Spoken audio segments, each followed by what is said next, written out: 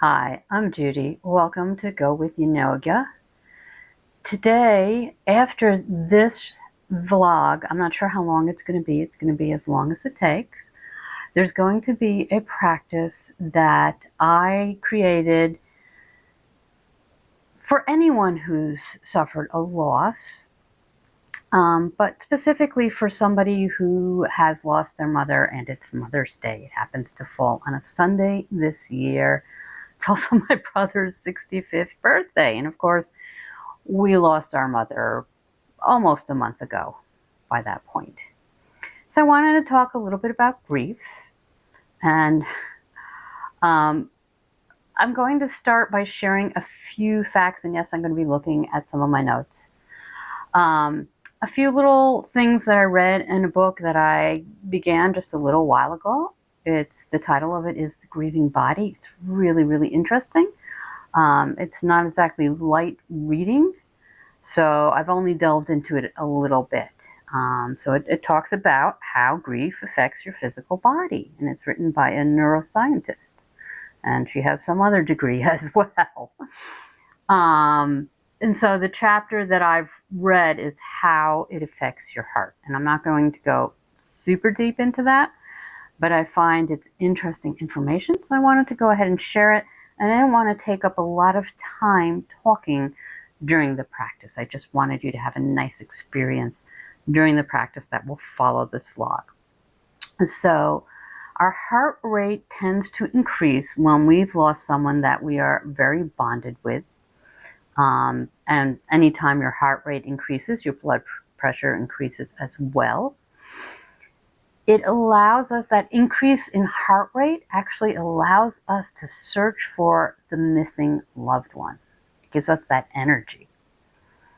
Unfortunately, research says that in the first 3 months after the loss of a wife by a husband loses his wife in the first 3 months, that their risk for heart attack is going to double.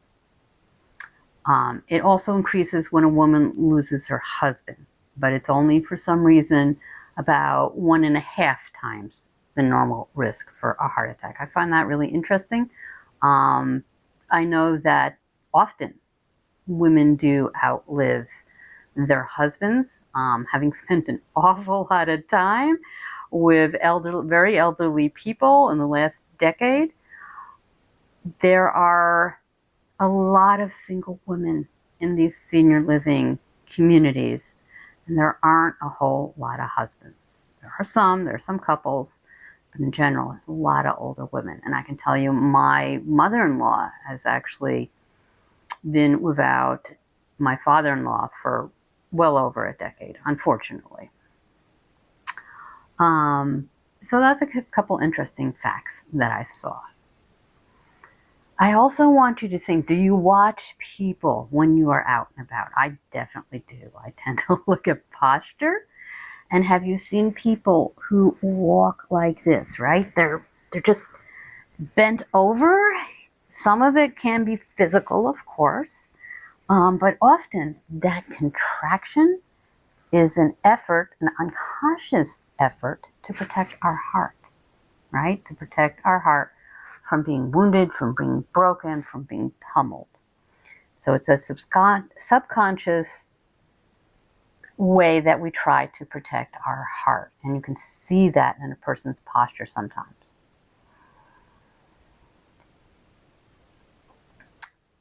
So what we want to do, and what I'm helping you to do in today, the practice that follows this vlog, is to open the heart center. According to Eastern medicine, the lungs are the organ that stores our grief. I'd like to grab this book. It's called Honoring Loss. I wanted to read a little bit from it. So the following practice does a lot of things. Opens our heart center, opens our upper back, helps to strengthen our heart chakra, anahata, which can't be really strong unless you've already strengthened the 3 lower chakras, your root, your sacral, and your solar plexus. They need to be strong. And your heart is a bridge between that lower and upper chakras. Okay, so the name of chakra, anahata, means unstruck. One interpretation of the name anahata is that there is, within the heart, a harp-like instrument that plays beautiful music without need of someone to pluck the strings. Without striking the instrument, the music plays on.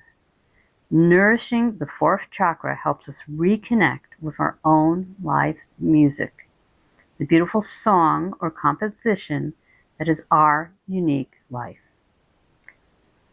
There may be parts of the songs that are slow, sad laments, and others that are more joyful, but the music is beautiful and uniquely ours.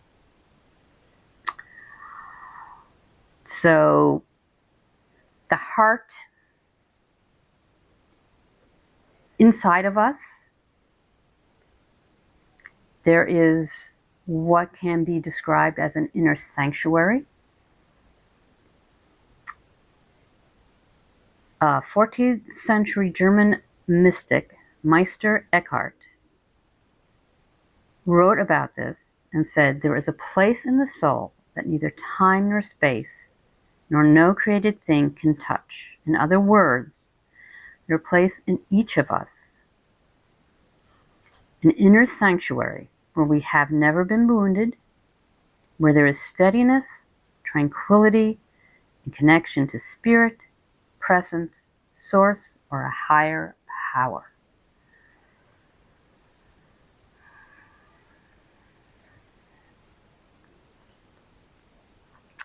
So in Eastern medicine, the lungs are associated with grief. And when we open our heart, when we open our upper back and our heart, we're able to move the energy of grief out of the heart and lungs, making space to visit the inner sanctuary, which I hope the following practice is going to help you do. When grief is stored in the lungs, the following practice is going to help strengthen lung and large intestine, wood, the wood element, so the metal element, wood element, and the fire element. That will help you to release grief. I'm not saying that it's the only thing that can help you to release grief. Of course, there are many, many ways to do that. And the last thing I'd like to offer to you is a little prayer in case you're missing your mother this Mother's Day. I am deeply sorry for your loss. Your mother's love and wisdom will continue to guide you, even in her absence. Take all the time you need to grieve during this difficult journey.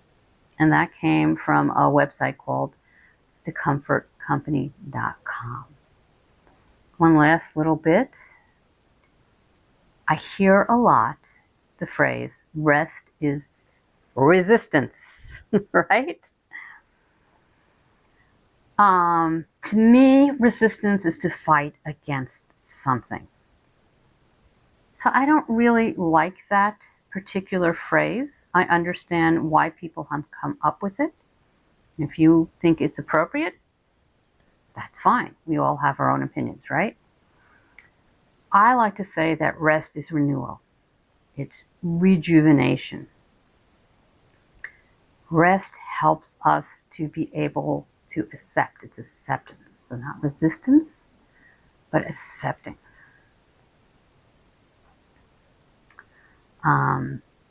Our world, at least the Western world, at least the United States where I live, we are expected to take a few days and then move on with our lives after a major loss in our lives. And it doesn't work that way. I read a different book recently, which I highly recommend if you've lost a spouse. It's Memorial Days by Geraldine Brooks, one of my favorite authors, but I have many. She lost her husband suddenly, and she wrote this whole book about their lives. It was very interesting. I didn't know much about her before. I'd read her books, some of her books, but I didn't know anything about the person. I didn't even know she was Australian. But she talks about how, there was this howl inside of her that she couldn't release because there was so much to do. And there is. I mean, my mom passed away. I wasn't there that day, but I came down the next day, and I was there for several days with my siblings because we had to clean out her apartment. Luckily, our heavy lifting had been done when we moved my parents from their home of 50 plus years and into the senior living community that they lived in for about the last 8 years of their life. So we'd done a lot of it before, but it took quite a few days to go through everything. And then I came home because I'd been away for several days, and I turned right around with my husband the next morning early for a memorial service for my mom. And there's just all the time my mom was declining, my mother-in-law had been in and out of the hospital several times with seemingly nothing terribly troubling. But the last time was a bit more troubling, and she had to stay in the hospital several times. And so my husband at the moment is on the West Coast tending to his mom, who was okay and getting better. But meanwhile, I'm at home with Bandit, taking care of Bandit 24/7, and he's a 16-year-old dog. So as you might imagine, that takes a bit more time than, the 8-year-old dog he was when he got to us. Although he took a lot of time, but that's a different story. So, it is. There isn't time. Geraldine was lucky enough that she was able to, quite a few years later, go to an island to be by herself. And so I'm having like a couple of weeks right now to be by myself, except for taking care of Bandit. And it has been super helpful, I'm not going to lie. But I know that going forward, my husband, the both of us are going to have to spend more time with my mother-in-law. She's significantly younger than my mom, but, she's getting older and it's beginning to really show. Anyway, so it's just, what I want to say is take the rest you can. It's really, really important. It's hard in our world these days to do it, but do what you can. Take the time to grieve. Allow yourself to rest. I saw a meme on Facebook not too long ago saying that after a prolonged period of stress or trauma, women need a lot of rest and a lot of silence. And for me personally, absolutely true.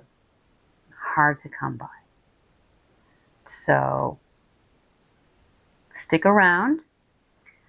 A lovely practice to open your heart and help the grief ease just a little bit is coming up for you. Thank you so much for joining me. If you enjoyed this vlog, please click the like button. If you want to find out what that practice is and you want to practice with me regularly, go ahead and subscribe and click the bell.